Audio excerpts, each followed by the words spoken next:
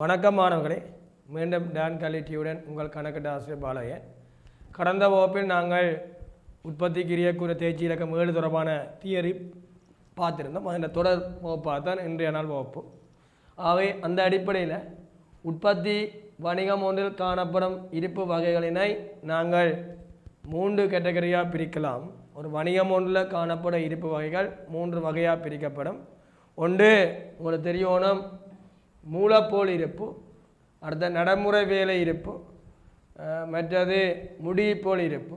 ஆனால் நீங்கள் அந்த அடிப்படையில் சொல்லக்கூடாது. கடந்த கால பரிச்சைனாலும் கேட்கப்பட்டிருக்கு, இலங்கை கணக்கு 2க்குமே இருப்புண்ட வகை என்ற கேட்டகரிக்க நீங்கள் ஆன்சர் பண்ணிக்க மூலப்போல் உண்டோ, குறைவேலை இருப்புண்டோ, முடிப்போ இருப்புண்டோ சொல்லலாம். அப்போ பொருளை நாங்கள் கொள்ளை செய்து விற்பனை செய்யும் போது எங்களுக்கு அங்கே ஒரு வகையான பொருள் முடிப்போல் இருப்பு தான் இருக்கும், அல்லது மூலப்பொருளை விற்கிறதா இருக்கும்.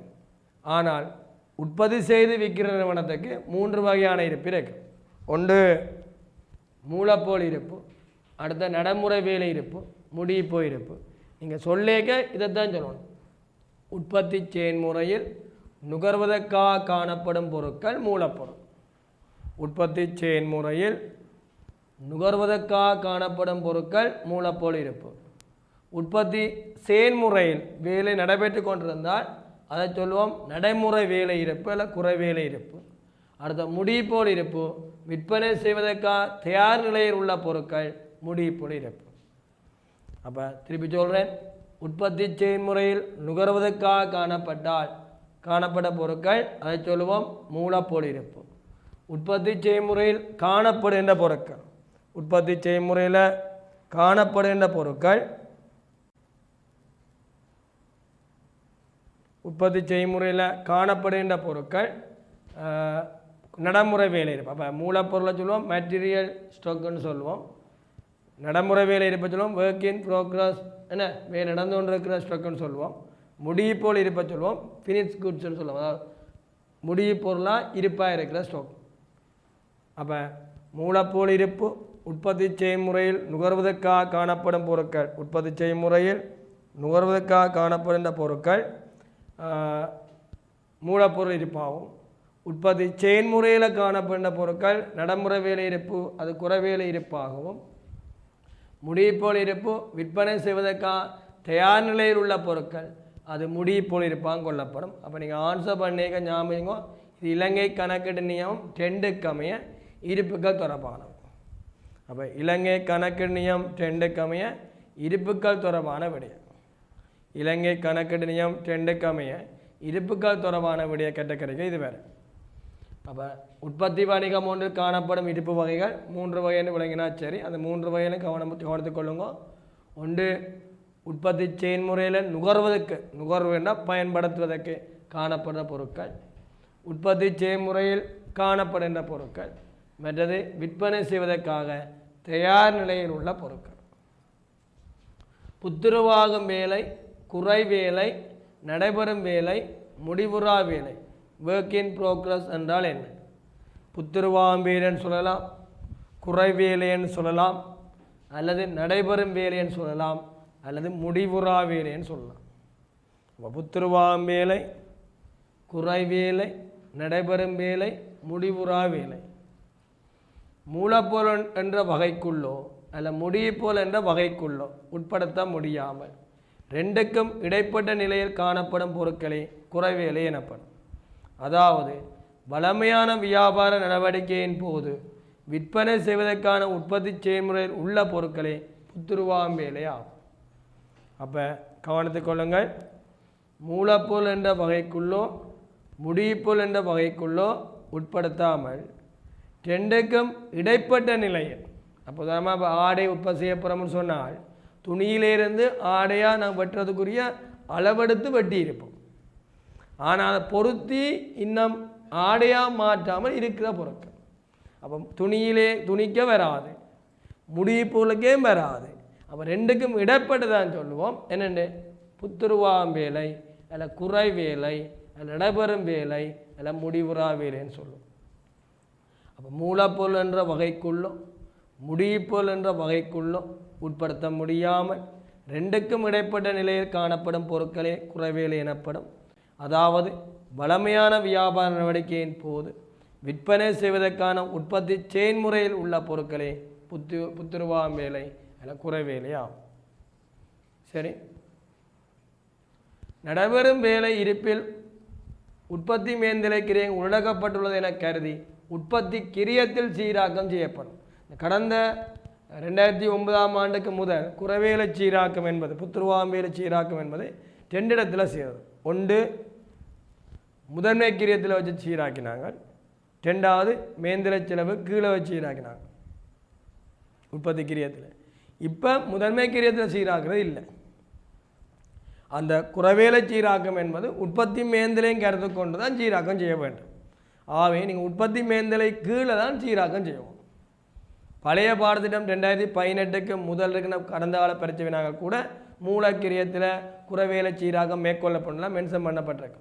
இனி அப்படி கேட்கப்படாது. குறைவேலை சீராக்கம்னா எல்லா செலவும் சேர்த்து வார உற்பத்தி கிரியத்தில் நான் கணிப்பீடு செய்ய வேண்டும். சரியா மாணவர்களே? ஆகவே நடைபெறும் வேலை இருப்பில் உற்பத்தி மேந்தலை கிரியங்கள் உள்ளடக்கப்பட்டுள்ளது என கருதி உற்பத்தி கிரியத்தில் சீராக்கம் செய்யப்படும். அதாவது உற்பத்தி கிரிய கூற்றில் உற்பத்தி கிரியம் கணிக்கும் போது சேர்த்து கொள்ளப்படல் வேண்டும். அப்போ இந்த ஆண்டின் இறுதி குறைவேலை அல்ல இந்த மாதத்தின் இறுதி குறைவேலை நாளைக்கு ஆரம்ப குறைவேலையாக வரும். அதில் அடுத்த ஆண்டின் தொடக்கத்தில் ஆரம்ப குறையாக வரும். ஆரம்ப குறைவேலை இருப்பவர் எப்போயும் நாங்கள் புதிதாக நாங்கள் உற்பத்தி செய்வதில்லை. எது குறைவேலை இருக்கோ அதை முடிச்சுட்டு தான் புதுசாக ஒரு அடுத்த வேலையை போகும். எல்லாம் அப்படி தான். இப்போ இன்றைக்கு நாங்கள் வேலை முடிச்சுட்டு போகிறோம், இன்றைக்கு வேலை முடிச்சுக்க டைம் வந்துட்டு வீட்டை போக போகிறோம். அப்போ அந்த வேலை எந்த வேலை குறையாக இருக்கும் நாளைக்கு வந்து புது வேலையை தொடங்கலாம். ஏற்கனவே செய்த வேலையை குறைய முடிச்சு போட்டு தான் நான் புது வேலையை தொடங்கலாம். சரியா மாணவர்களே? ஆகவே நடைபெறும் வேலை இருப்பில் உற்பத்தி மேந்திர கிரியங்கள் உள்ளடக்கப்பட்டுள்ளது என கருதி உற்பத்தி கிரியத்தில் சீராக்கம் செய்யப்படும். அதாவது உற்பத்தி கிரிய கூற்றில் உற்பத்தி கிரியம் கணிக்கும் போது சேர்த்து கொள்ளப்படல் வேண்டும். அப்போ மூலக்கிரியத்தில் என்ன நீ சொல்லக்கூடாது. அது பகுதி ஒன்றிலே அப்படி கேள்வி வந்தால் மூலக்கிரியம் அல்ல குறைவேலை சீராக்கம் உற்பத்தி கிரியத்தில் சீராக்கப்படும். நேர்கிரியம் டிரெக்ட் கோஸ்ட் இருக்கு, இன்டிரெக்ட் நேர்கிரியம் இருக்கு. உற்பத்தி வெளியீட்டுடன் நேரடியான தொடர்பினை கொண்ட கிரியங்கள் அல்ல உற்பத்தி வெளியீட்டுக்கு ஏற்ப நேரடியாக மாற்றம் அடைகின்ற கிரியங்கள் நேர்கிரியம்னு சொல்லுவோம். அப்போ உற்பத்தி வெளியீட்டுடன் நேரடியான தொடர்பை கொண்ட கிரியங்கள் நேர்கிரியமாகும். உற்பத்திக்கு பயன்படுகின்ற மூலப்பொருள் உற்பத்தியாளருக்கு வழங்கப்படும் கூலி என்பன இதனுள் அடங்கும். இலப்பற நேர்கிரியம் பேர். அப்போ நேர்கிரியம் என்ற என்ன? உற்பத்தி வெளியீட்டுடன் நேரடியான தொடர்பை கொண்ட கிரியங்கள் நேர்கிரியமாகும். உற்பத்திக்கு பயன்படுகின்ற மூலப்பொருள் உற்பத்தியாளருக்கு வழங்கப்படும் கூலி என்பன இதனுள் அடங்கும். நேரில் கிரியம்னு சொன்னால் இன்டிரெக்ட் கோஸ்ட்னு சொல்லுவோம். உற்பத்தி வெளியீட்டுடன் நேரடியான தொடர்பை கொண்டிராத கிரியங்கள் உற்பத்தி வெளியீட்டுடன் நேரடியான தொடர்பை கொண்டிராத கிரியங்கள் நேரில் கிரியம்னு சொல்லுவோம். அதாவது உற்பத்தியுடன் நேரடியாக தொடர்பு படாத மேந்திரை செலவுகள் இதனுள் அடங்கும். நேரில் கிரியங்கள் உற்பத்தி மேந்திரை கிரியங்கள் உற்பத்தி எல்லா மேந்திரை படிப்போம். அது முகாமை கணக்கில் இங்கே உற்பத்தி மேந்திரை தான் கேட்போம். உற்பத்தி மேந்திரை கிரியம் இதனுள் அடங்குறதா இருக்குது. அப்போ உற்பத்தி வெளியீட்டுடன் நேரடியான தொடர்பை கொண்டிராத கிரியங்கள் நேரில் கிரியங்கள் ஆகும். உற்பத்தியுடன் தொடர்புபடாத மேந்திர செலவுகள் இதனுள் அடங்குறதா இருக்கு. சரி, அப்போ பொதுவாக உற்பத்தியின் அந்த வெளியீட்டு அடிப்படையில் கிரியங்களை தன்மை அடிப்படையில் ரெண்டாக பிரிக்கலாம். நேர்கிரியம் நேரிக்கிரியம்னு சொல்லுவோம். நேர்கிரியம் என்றால் உற்பத்தி வெளியீட்டுடன் நேரடியான தொடர்பை கொண்ட கிரியங்கள் நேர்கிரியமாகவும் உற்பத்திக்கு பயன்படுத்த மூலப்பொருள் உற்பத்தி செய்வதற்காக வழங்கப்பட்ட கூலி கொடுப்பனவு இதனோடு அடங்கும். நேரிக்கிரியம் என்றால் உற்பத்தி வெளியீட்டுடன் நேரடியான தொடர்பை உற்பத்தி வெளியீட்டுக்கு ஏற்ப மாற்றம் அடையாத கிரியங்களை சொல்லுவோம் நேரிக்கிரியம் சொல்லுவோம். உற்பத்தியுடன் தொடர்படாத மேந்திர செலவுகள் இதனுள் அடங்குறதா இருக்கு. சரியா? இனி உற்பத்தி கிரியக்குள்ள மாதிரி வடிவத்தை பார்ப்போம். மாதிரி முக்கியம். பவித்ரா உற்பத்தி வணிகத்தின் 31/3/2021 முடிவடைந்த காலப்பகுதி அல்ல முடிவடைந்த ஆண்டு. ஒரு பேப்பரில் என்ன சொல்லப்படுதோ முடிவடைந்த காலப்பகுதி என்ன முடிவடைந்த காலப்பகுதின்னு பயன்படுத்துங்க. முடிவடைந்த ஆண்டுன்னு வந்தால் முடிவடைந்த ஆண்டு பயன்படும், அது பிரச்சனை இல்லை. 12 மாதத்தை உள்ளடக்கியது ஒரு காலப்பகுதி, ஒரு வேட காலப்பகுதி. அந்த முடிவடைந்த ஆண்டுனா இவ்வளோலாம் சொன்னாங்க. இனி 12 மாதத்துக்கு ஒருக்கா நிதிக்குழு தயாரிக்குவோம்னா அது காலப்பகுதி. ஆகவே முடிவடைந்த காலப்பகுதிக்கான அல்ல காலத்துக்கான உற்பத்திக்கிரிய கூற்றும் வருமான கூற்றும்.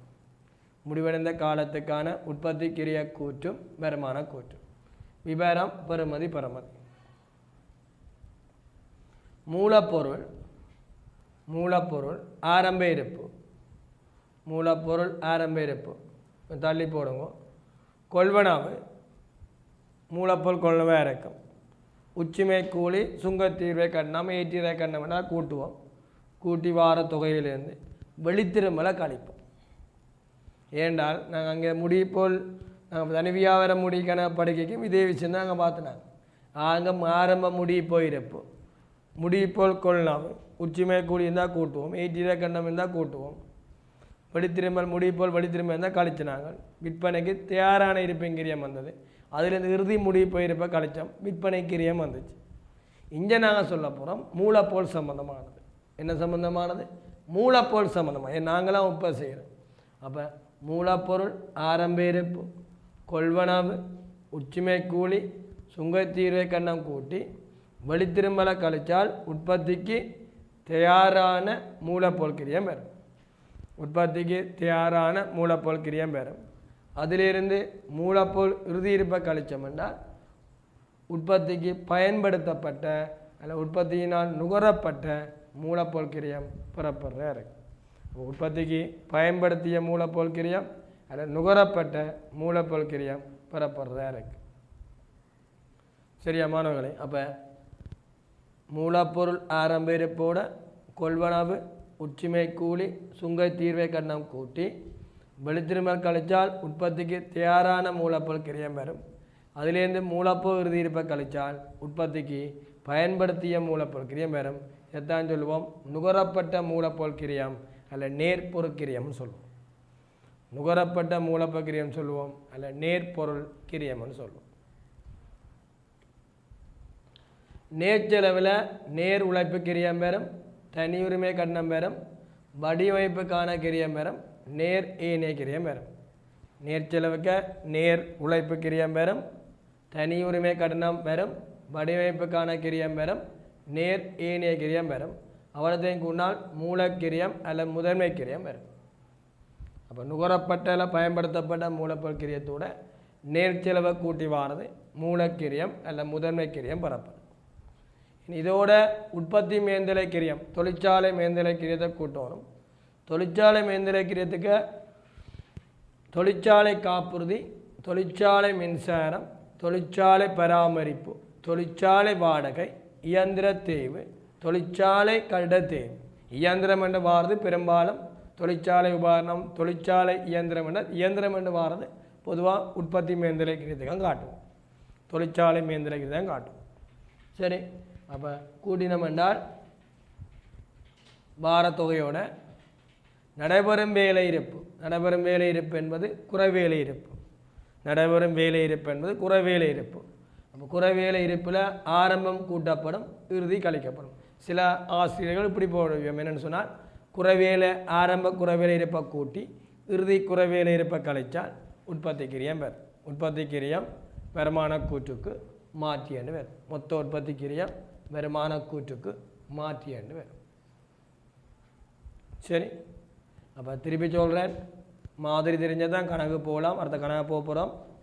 பவித்ரா உற்பத்தி வணிகத்தின் 31/3/2021 முடிவந்த காலத்துக்கான உற்பத்தி கிரிய கூற்றும் வருமான கூற்று. வருமான கூற்று அந்த மொத்தலாம் கணிக்கிறோம்னு காட்டிக்கிறேன். அங்கால விடியம் ஏற்கனவே நீங்கள் தனிவியார் மொழி கணக்கிற மாதிரி படிப்பிக்க அதில் படித்த விடியம்.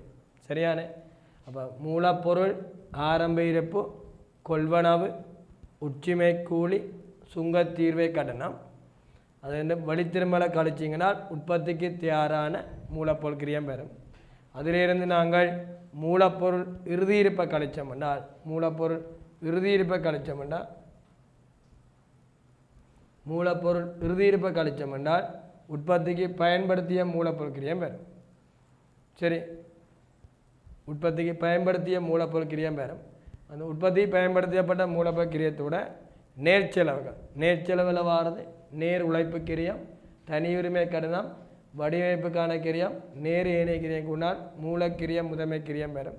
இப்போ அதோட உற்பத்தி மேந்தில் கிரியத்துக்கு வர்றது குறிப்பிட கொஞ்சம் தான் காட்டியிருக்கிறேன். இந்த கணக்கில் வரைக்கும் நீங்கள் அதுக்கேற்ற மாதிரி பாருங்கள். அதாவது நேர்பொருள் நேர்குழி நேர் ஏனைகள் தவிர்ந்த எல்லாமே தொழிற்சாலை மேந்திர உற்பத்தி மேந்திரைக்க வரும். தொழிற்சாலை காப்புறுதி, தொழிற்சாலை மின்சாரம், தொழிற்சாலை பராமரிப்பு, தொழிற்சாலை வாடகை, இயந்திர தேய்வு, தொழிற்சாலை கட்டட தேய்வு. சரி, இனி நடைபெறும் வேலை என்று சொன்னால் குறைவேலை இருப்பு. குறைவேலை இருப்பு என்றால் ஆரம்பம் கூட்டப்படும், இறுதி கழிக்கப்படும். கூட்டி எடுத்து வாரது மொத்த உற்பத்தி கிரியமாக இருக்கு. இனி மொத்த உற்பத்தி கிரியம் வருமான கூட்டு மாற்றியன்னா இனி நாங்கள் கீழே வர போகிறோம். விற்பனை உத்திரும்பல் இருந்தால் உத்திருமலை கழியுங்க, அது பிரச்சனை இல்லையா. உத்திரும்பல் இருந்தால் உத்திருமலை கழியுங்க. சரியான விற்பனை களி உத்திருப்போம், அது வளமையாக அதிகாரி. களி விற்பனை கிரியம் ஆரம்ப முடிப்போயிருப்பு. இங்கே சொல்லுவோம் முடிப்போயிருப்பு. உற்பத்தி கிரியம் அதை கவனிச்சுக்கணும். வளமையாக முடிப்போ கொள்ளா மட்டும் போடுறாங்க.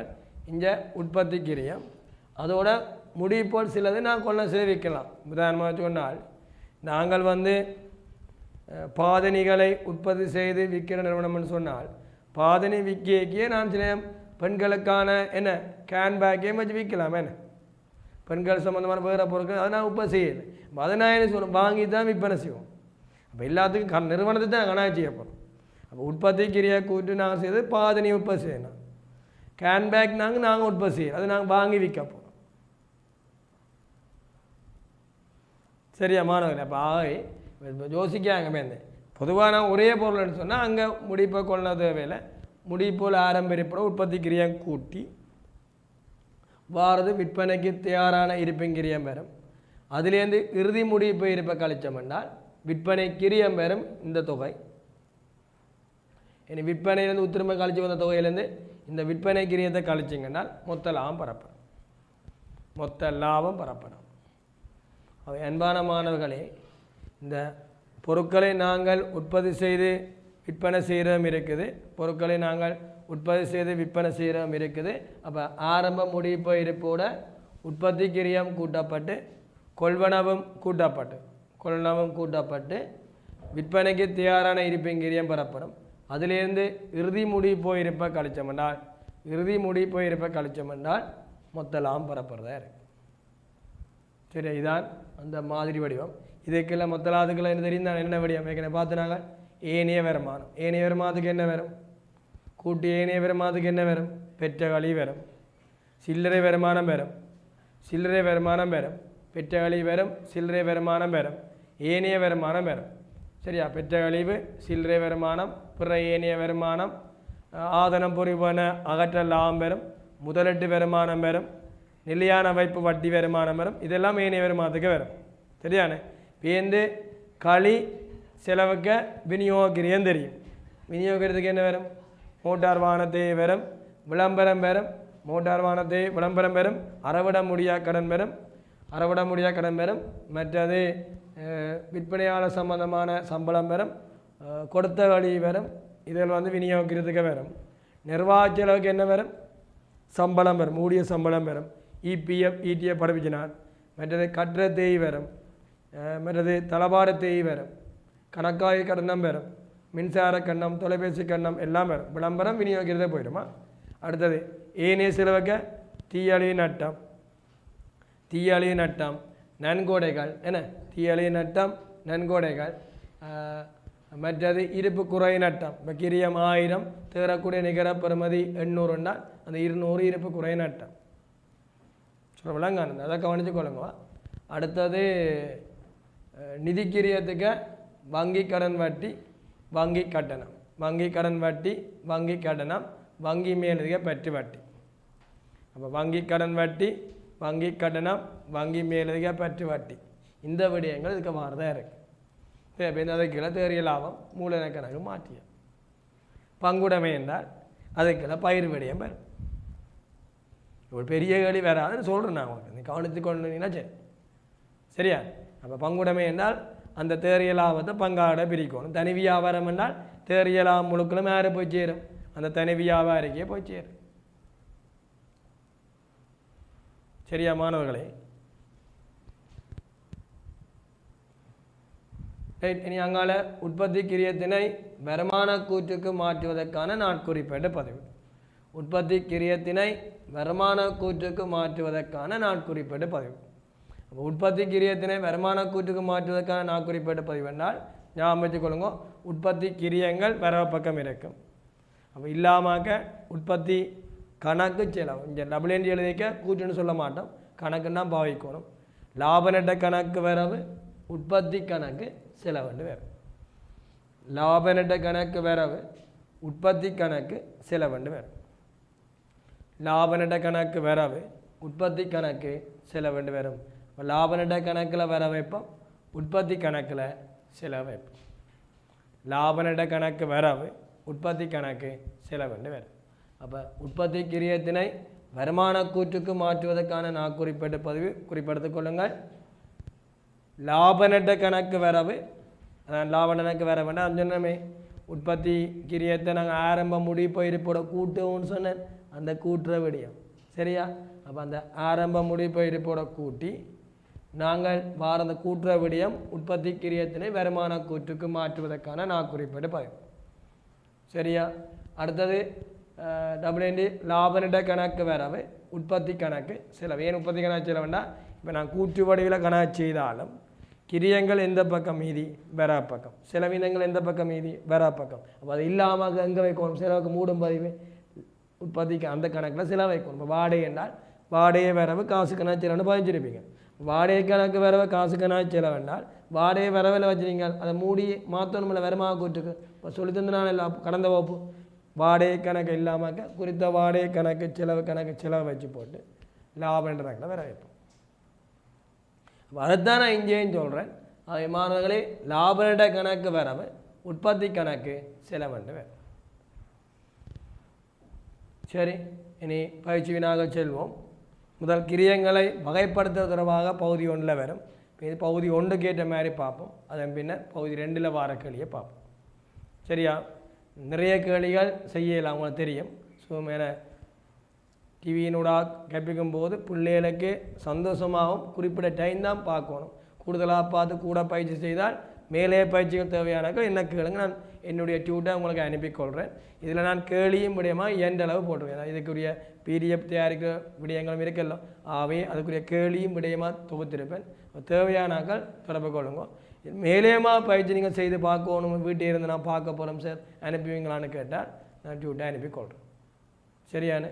ஆகவே பின்வரும் கிரியங்கள் நேர்கிரியமா நேரிக்கிரியமா எது வேண குறிப்பிடுங்க. அப்போ பின்வரும் கிரியங்கள் நேர்கிரியமா நேரில் கிரியமா எது வேண குறிப்பிடுங்க.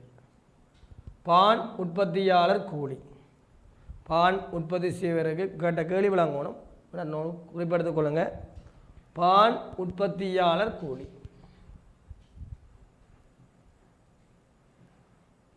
பான் உற்பத்தியாளர் கூலி அது நேர்கூலி தான். இங்கே உங்களுக்கு கேட்ட கேள்வி விளங்கணும்.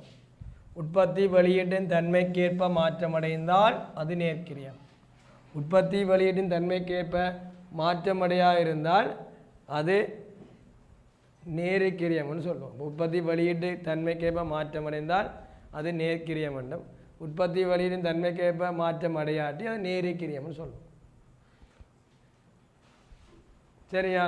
பான் உற்பத்தியாளர் கூலி, பான் உற்பத்தி செய்கிற ஆக வழங்குகிற கூலி என்ன கூலியாக இருக்கும் என்றால் நேர்கிரியமாக இருக்கு. பான் உற்பத்தியாளர் கூலி நேர்கிரியம். அப்போ நீங்கள் நேர்கூலின்னு சொல்லக்கூடாது. இங்கே கேட்டகளி நேர்கிரியமா நேர்கிரியமா, நேர்கிரியம்னு சொல்லணும். பான் உற்பத்தியாளர் கூலி நேர்கிரியம். கணக்கு பதிவாளர் சம்பளம் இவருக்கும் உற்பத்தியும் சம்பந்தம் இல்லை. இப்போ தொழிற்சாலை மேந்திரையில் போடுற விடயம் நேரில் கிரியமாக கொள்ளப்படும். தொழிற்சாலை மேந்திரத்தில் போடுற விடயம் நேரில் கிரியமாக கொள்ளப்படும். அவை மாணவர்களே கணக்கு பதிவாளர் சம்பளம் நேரில் கிரியம். பான் உற்பத்திக்கான கோதுமை மா, பான் உற்பத்திக்கான கோதுமை மா நேர்கிரியம். பான் உற்பத்திக்கான கோதுமை மா நேர்கிரியம். பேக்கரி கட்டடத்தின் மீதான பெருமான தேய்வு, பேக்கரி கட்டடத்தின் மீதான பெருமான தேய்வு. பேக்கரி கட்டடத்தின் மீதான பெருமான தேய்வு உங்களுக்கு தெரியும். பெருமான தேய்வு உங்களுக்கு உற்பத்தி வெளியீட்டுக்கு ஏற்ப மாற்றம் அடையாத கிரியம் தான் பெருமான தேய்வு. உற்பத்தி வெளியீட்டுக்கு அமைய மாற்றம் அடையாத கிரியம்தான் உங்களுக்கு தெரியும் என்னன்னு சொன்னால்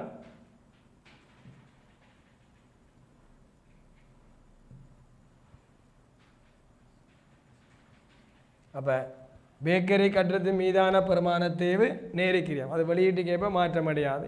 அது அந்த காலப்போய் தான் 5 வருஷம் சொத்து பயன்படுத்தும்னா 5 அலை பிரிப்பாங்க. அந்த அழகால பிரிக்கிறது. இப்போ அழகுக்கும் இதுக்கும் சம்பந்தம் இல்லை. ஆகவே அது நேரில் கிரியம். இது சரி, இது சரி, இது சரி, இது சரி. அடுத்த ஆடை உற்பத்திக்கு பயன்படுத்தப்படும் துணி. அப்போ நேர்பொருள் நேர் மூலப்பொருள் தான். அணைஞ்சாது கேள்வி இல்லை. ஆடை உற்பத்திக்கு பயன்படும் துணி நேர்க்கிரியம். ஆடை உற்பத்திக்கு பயன்படுத்தப்படும் துணி நேர்க்கிரியம். இயந்திர பராமரிப்பு, இயந்திரத்துக்கான பராமரிப்பு நேரில் கிரியம். ஆடை உற்பத்திக்கு பயன்படும் துணி நேர்க்கிரியம். இயந்திர பராமரிப்பு நேரில் கிரியம். இயந்திர பராமரிப்பு நேரில் கிரியம் என்ற அதுக்கும் வெளியீட்டுக்கும் நேரடியாக தொடரப்படாது. அவை நேரில் கிரியம். அடுத்த ஆடை உற்பத்தியாளர் கூலி. ஆடையை உற்பத்தி செய்வதற்கு வழங்கப்படுற கூலி ஆடை உற்பத்தியாளர் கூலி நேர்க்கிரியம். ஆடை உற்பத்தியாளர் கூலி நேர்க்கிரியம் என்றால் நேர்கூலின்னு நீங்கள் சொன்னாலும் இங்கே நீங்கள் சொல்லிக்க நேர்க்கிரியம்னா சொல்லணுமா? அது ஞாபகம் நேர்கூலி. ஆனால் இன்ஜின் கேட்டகளுக்கு ஆன்சர் பண்ணிக்க நேர்க்கிரியம். சரியா மாணவர்களே? அப்போ ஆடை உற்பத்தியாளர் கூலி நேர்க்கிரியம். தொழிற்சாலை வாடகை நேரில் கிரியம். தொழிற்சாலை வாடகை நேரில் கிரியம். அதாவது தொழிற்சாலை மேந்தலை இங்கே நேரில் கிரியமாக இருக்கு. உற்பத்தி அலையக்கமைய செலுத்திய இறை கட்டணம். உற்பத்தி வெளியீட்டுக்கமைய செலுத்திய இறை கட்டணம் நேர்க்கிரியம். பான் உற்பத்தியாளர் கூலி நேர்க்கிரியம். கணக்கு பதிவாக சம்பளம் நேரில் கிரியம். பான் உற்பத்திக்கான கோதுமைமா நேர்க்கிரியம். பேக்கரி கட்டுறது மீதான பெருமான தேவை நேரில் கிரியம். ஆடை உற்பத்திக்கு பயன்படும் துணி நேர்க்கிரியம். இயந்திர பராமரிப்பு நேரில் கிரியம். ஆடை உற்பத்தியாளர் கூலி நேர்க்கிரியம். தொழிற்சாலை வாடகை, தொழிற்சாலை மின்சாரம், தொழிற்சாலை காப்புரி கட்டணம் எல்லாமே நேரில் கிரியம். அடுத்த உற்பத்தி அலையக்கமே செலுத்திய இறை கட்டணம் நேர்க்கிரியம்.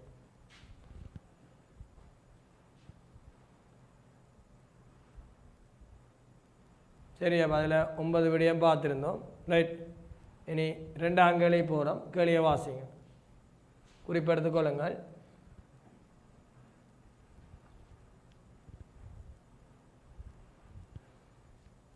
கீழ்வரும் கிரிய உருப்படிகள்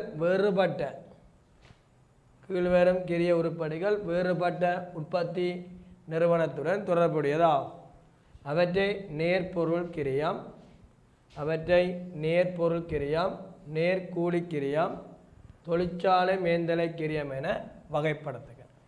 அப்போ கீழ்வரும் கிரிய உருப்படிகளை நேர்பொருள் கிரியம், நேர்கூலி கிரியம், தொழிற்சாலை மேந்தலை கிரியம் என வகைப்படுத்தலாம். தளவாட தொழிற்சாலை ஒன்றினால் அதன் உற்பத்திக்கு பயன்படுத்தப்பட்ட பலகை. அப்போ தந்த கேள்வி என்ன? நேர்பொருள் கிரியம், நேர்கூலி கிரியம், தொழிற்சாலை மேந்தலை கிரியம். அப்போ தளவாட உற்பத்தி தொழிற்சாலை ஒன்றினால் உற்பத்திக்கு பயன்படுத்தப்பட்ட பலகை ஒரு நேரடி பொருள் கிரியம். உற்பத்திக்கு நேரடியாக பயன்படுத்தப்பட்ட மூலப்பொருளுக்கு ஏற்பட கிரியம் நேரடி பொருள் கிரியம். தொழிற்சாலை இயந்திரத்துக்கான காப்புறுதி. தொழிற்சாலை இயந்திரத்தை காப்புறுதி செய்யமல்லோ, அது எதுக்கு வரப்போகுது? தொழிற்சாலை மேந்தலை கிரியம். அது நேரில் கிரியம். அப்போ தொழிற்சாலை மேந்தலை கிரியம். அடுத்தது அச்சு நிறுவனம் ஒன்றில் அச்சிடும் ஊழியருக்கான சம்பளம். ஒரு அச்சு நிறுவனத்தில் அச்சு இயந்திரத்தை தொடர்பட்ட ஊழியருக்கு வழங்கும் சம்பளம் நேர்கூலி கிரியம். பொதுவாக வெளியீட்டுக்கு அமைய கொடுப்போம். இத்தனை பிரதி அடித்தா இவ்வளோ காசு கொடுப்போம்னு தீர்மானிச்சிருந்தோம் என்றால் அது நேர்கூலியாக தான் வரும்.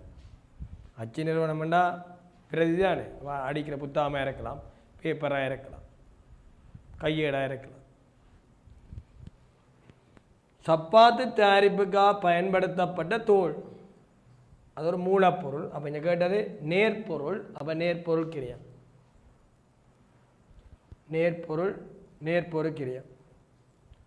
தொழிற்சாலை துப்புரவு செய்வதற்கான ஊதியம், தொழிற்சாலை நாங்கள் துப்புரவு செய்வதற்கு வழங்குகிற அந்த ஊதியம் தொழிற்சாலை மேந்தலை கிரியம். இதை நீங்கள் நேர்கூலின்னு போடலாம், இதை நீங்கள் நேர்கூலி நேரடி ஊதியம்னு போடலாம். இவருக்கும் உற்பத்திக்கும் என்ன இல்லை, சம்பந்தம் இல்லை. சம்பந்தப்படாத தொழிற்சாலை காவலாளி சம்பளம், தொழிற்சாலை மேற்பார்வையாளர் சம்பளம், அதே மாதிரி தொழிற்சாலை என்ன பாதுகாப்பு ஊழியர் சம்பளம், தொழிற்சாலை துப்புரவு பணியாளர் சம்பளம், இது எல்லாமே நேர்கூலிக்கிறதுக்கு வராது. அப்போ தொழிற்சாலை துப்புரவு செய்ய ஊதியம் தொழிற்சாலை மேந்தலை கிரியம். தொழிற்சாலை இயந்திர தேய்வு சொன்ன, தொழிற்சாலை கருவி தேய்வு உபகரண தேய்வு எல்லாமே மேந்திர செலவுக்கு வரும். அடுத்து ஆடை தொழிற்சாலையில் தையல் இயந்திரம் இயக்குவதற்கு செலுத்தப்படும் ஊதியம். அப்போ ஆடை தொழிற்சாலையில் தையல் இயந்திரத்தை நடத்துவதற்கு கொடுக்குற ஊதியம் நேர்கூலி கிரியம். அப்போ ஆடை தொழிற்சாலையில் தையல் இயந்திரம் இயக்குவர்களுக்கு, தையல் இயந்திரம் செய்ய தொடர்பான உற்பத்தியில் ஈடுபடுவதற்கு செலுத்தப்படுற கூலிக்கிரியம் நேர்கூலி கிரியம். தொழிற்சாலை ஒன்றில் நுகரப்படும் அல்லது பயன்படுத்தப்படும் மின்சாரம் என்பது தொழிற்சாலை மேந்தலை கிரியமாகும். இப்போ தொழிற்சாலை ஒன்றில் நுகரப்படும் மின்சாரம், அதுக்கும் உற்பத்தி வெளியீட்டுக்கும் ஒரு அளவுக்கு இவ்வளோ மின்சாரம் பயன்படுத்த சொல்கிறாங்களே இல்லை தானே. ஆகவே அது நேரில் கிரியதுக்காக பெறும். ஆகவே தொழிற்சாலை மேந்தலை கிரியம் அதில் உற்பத்தி மேந்தலை கிரியம். தொழிற்சாலை மேந்தலை கிரியம்னு சொல்லுவோம், அதில் உற்பத்தி மேந்தலை கிரியம்னு சொல்லுவோம்.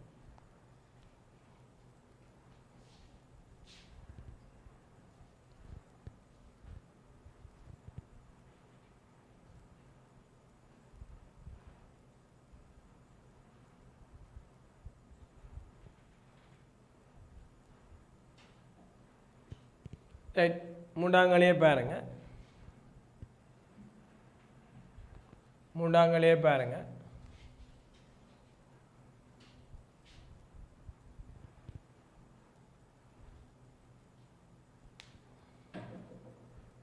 மூன்றாங்களையே பாருங்க. உற்பத்தி செயற்பாட்டின் போது ஏற்பட்ட பின்வரும் கிரியங்கள் மூலக்கிரியமா உற்பத்தி மேந்தலை கிரியமா எதுவேனா குறிப்பிடுங்க.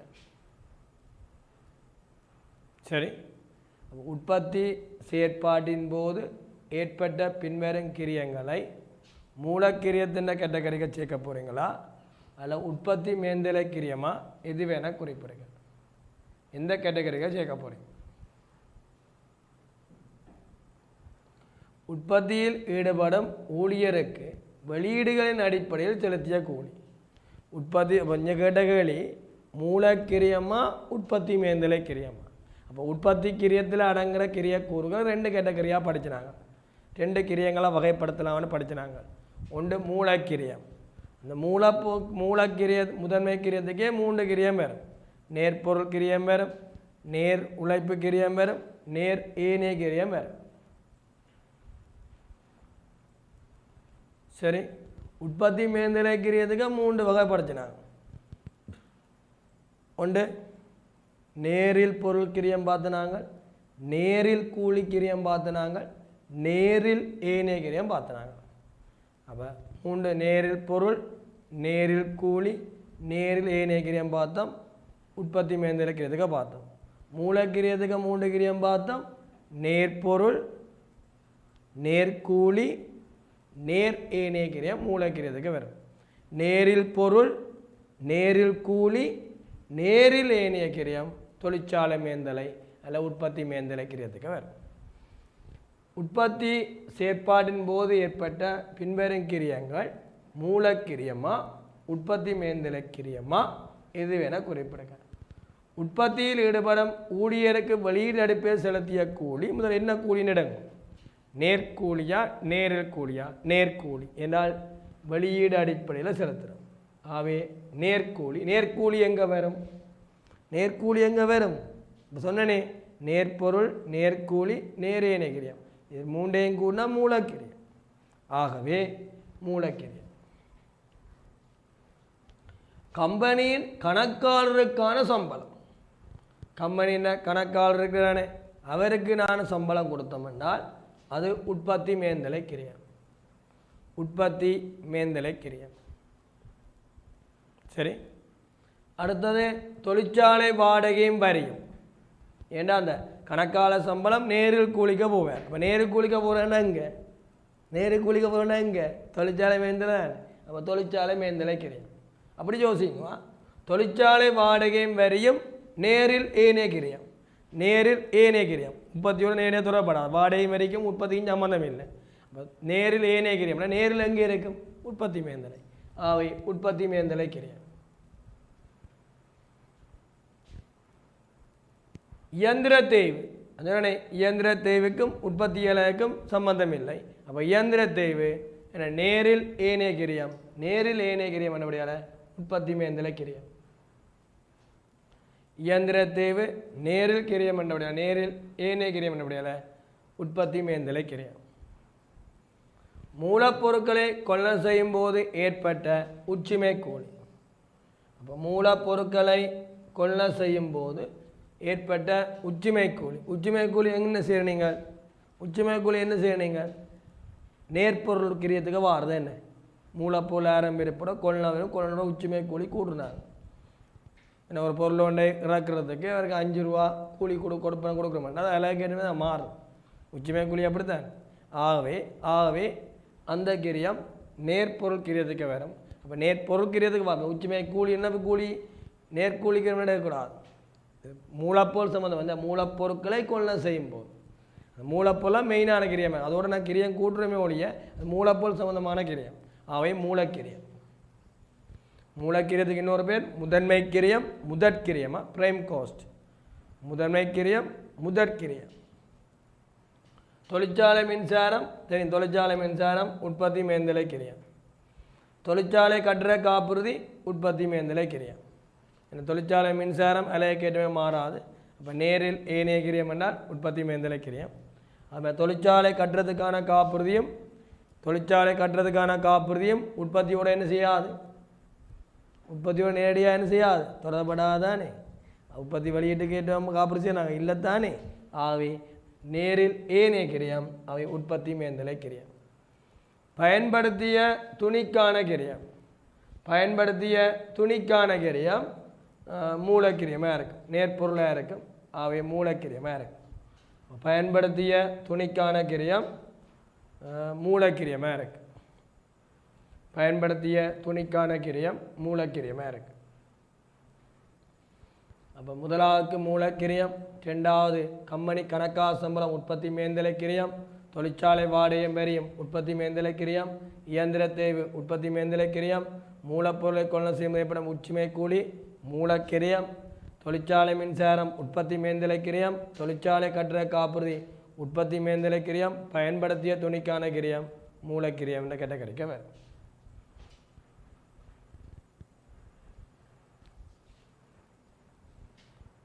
கேள்வி ஒன்று காட்சிப்படுத்தப்படுது. அப்போ வாசிங்க. கேள்வியை வாசி பாருங்க.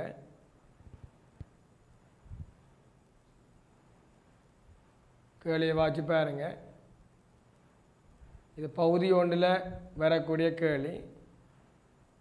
வரையறுக்கப்பட்ட அபிகைல் உற்பத்தி கம்பெனி 31/3/2021 எடுக்கப்பட்ட தகவல் தந்திருக்கு. மூலப்பொருள் கொள்ளளவு 660,000, மூலப்பொருள் வெளித்திரும்பல் 20,000, மூலப்பொருள் உச்சிமை கூலி 10,000, நேர்கூலிகள் 2 லட்சம், நேர்ச்செலவுகள் 60,000.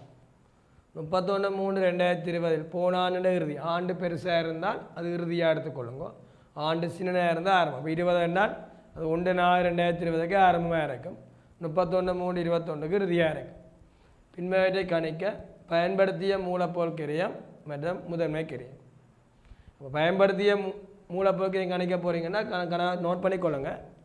நேர் மூலப்பொருள்னா ஆரம்ப இருப்பு. மூலப்பொருள் ஆரம்ப இருப்பு 50,000 மூலப்பொருள் கொள்ளளவு 660,000 உச்சிமை கூலி 10,000 கூட்டி வெளித்திரும்பல் 20,000 கழியும். அதிலிருந்து இப்போ இந்த மூலப்பொருள் இறுதி இருப்பு 60,000 ரூபா கழிச்சோம் என்றால் உற்பத்திக்கு பயன்படுத்திய அதில் நுகரப்பட்ட மூலப்பொருள் கிரியம் வரும். அந்த உற்பத்திக்கு பயன்படுத்திய மூலப்பொருள் கிரியத்தோட நேர்ச்செலவுக்கு இருக்கின்ற நேர்கூலிகள் ஏனைய கிரியங்கள் என்பதை கூறினால் முதன்மை கிரியம் பெறும். குறைவேலை சீராக்கம் வந்தால் அது எப்பயுமே ஞாபகம் கொடுங்க, முதன்மை கிரியத்தில் கணிக்கிறீங்கள குறைவேலை சீராக்கம் மேந்திர செலவு கீழே தான் கணிப்போம். சரியா? கடந்த பழைய பாடத்திட்டத்துக்கு அமைவாக தான் எங்கே கணிச்ச படிச்சு நீங்கள் முதன்மை கிரியத்தில் படிச்சிருப்பீங்க. ஆகவே மாணவர்கள் ஓகேயாக இருக்கும், ஆசிரியர்கள் கவனமிடுங்கள். தயவுசெய்து மேந்தலைக்கு கீழே தான் நாங்கள் குறைவேலை தொடர்பான சீராக்கம் மேற்கொள்ளப்படும். முதன்மை கிரியத்தில் மேற்கொள்ளதில்லை. எல்லா கிரியங்களும் சேர்த்து வார கிரியம்தான் குறைவேலை சீராக்கம் நாங்கள் சீராக்கப்படும். ஆகவே மூலப்பொருள் கொள்ளளவு 660, மூலப்பொருள் வெளித்திரும்பல் 20, மூலப்பொருள் உச்சிமை கூலி 10,000, நேர்கூலிகள் 2 லட்சம், நேர்ச்செலவுகள் 60,000, மூலப்பொருள் ஆரம்பிப்பு 50,000, மூலப்பொருள் இறுதி இருப்பு 60,000.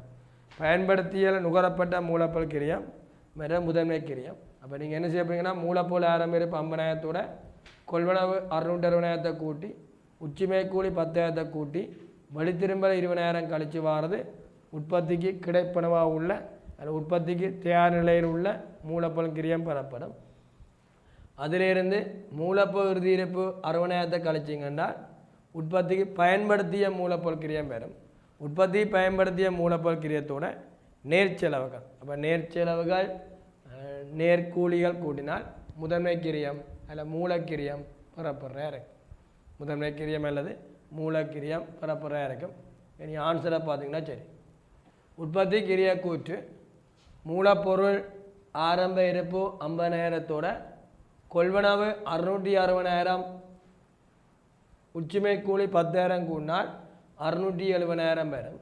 அதிலேருந்து மூலப்பொருள் வெளித்திரும்பல் 20,000 கழிச்சால் 650,000. 650 அந்த 50 சேர்ந்தோம்னால் 7 லட்சம் ரூபா சொன்னனே உற்பத்திக்கு தயாரான மூலப்பொருள் கிரியம் பெறும். அதிலிருந்து மூலப்பொருள் இறுதி இருப்பு 60,000 கழிச்சோம்னா சொன்னனே கேட்டகளுக்கு ஆன்சர் உற்பத்திக்கு பயன்படுத்திய மூலப்பொருள் கிரியம் பெறும். இதான் முதலாம் கேட்ட கேள்வி. உற்பத்திக்கு பயன்படுத்திய மூலப்பொருள் உற்பத்தி தயாரான என்றால் இறுதி இருப்புக்கு மேலே வாரம். இனி நேர்ச்செலவுக்கு நேர்கூலி 2 லட்சம், நேர்கூலி 2 லட்சம் பிற நேர்கிரியம் 60,000 சேர்த்தால் 260,000. சேர்த்தம் என்றால் நுகரப்பட்ட மூலப்பொருள் கிரியம் அல்ல நேர்பொருள் கிரியத்தோட நேர்ச்செலவு கூட்டம் என்றால் மொத்தம் முதன்மை கிரியம் அல்லது முதற்கிரியம் அல்ல மூலக்கிரியம். மூலக்கிரியம் என்று சொல்லலாம் அல்லது முதற்கிரியம் அல்லது மூலக்கிரியம். சேர்த்தால் 9 லட்சம் ரூபா வரும். அப்போ மூலப்பொருள் ஆரம்பிப்போட கொள்ளளவு உச்சிமை கூலி கூட்டி வெளித்திரும்ப கழிச்சால் உற்பத்திக்கு தயாரான மூலப்பொருள் கிரியம் பெறும். அதிலேருந்து இறுதி இருப்பை கழிச்சால் உற்பத்தி பயன்படுத்திய மூலப்பொருள் கிரியம் பெறும். நேர்ச்செலவில் நேர்கூலி புற நேர்கிரியம் கூடினால் 260 கூடினால் முதன்மை கிரியம் இல்லை முதற்கிரியம் வாரதாக இருக்கும். ஆகவே இன்றைய நாள் அதில் ஆரம்ப கட்டம் பேசிக் பார்த்துருக்கின்றோம். இதன் தொடர்ச்சியாக அடுத்து வரும் வகுப்பில் நாங்கள் மேலே பயிற்சி வினாக்களை தியரி கிளாஸில் பார்த்துக்கொள்வோம். பேப்பர் கிளாஸையும் பார்க்க தவறாதீர்கள். ஏன்னு சொன்னால் பேப்பர் கிளாஸில் முக்கியமாக கடந்த கால பரீட்சை வினாக்கள் 2019 வருகின்ற ஞாயிற்றுக்கிழமை காட்சிப்படுத்தப்படும். அவை அதை பார்த்துக்கொள்ளுங்கள். அதனுடன் தொடர்ச்சியாக பேப்பர் 2020 2019 மாடல் பேப்பர், கடந்த கால பரீட்சை வினாக்கள், என்னுடைய மாடல் பேப்பர், அவை என்னையா வெளியிடப்பட்ட பேப்பர்கள் எல்லாமே செய்விடப்படும். அவை காத்து கொண்டிருங்கள். டான் குவாலிட்டியுடனும் யூடியூபுடனும் எப்பொழுதும் இணைந்திருங்கள். மீண்டும் ஒரு அடுத்த வகுப்பில் சந்திப்பை கூறிக்கொண்டு விடைபெற்றுக் கொள்கிறேன். உங்கள் கணக்கெட்ட ஆசிரியர் பாலையன். நன்றி, வணக்கம்.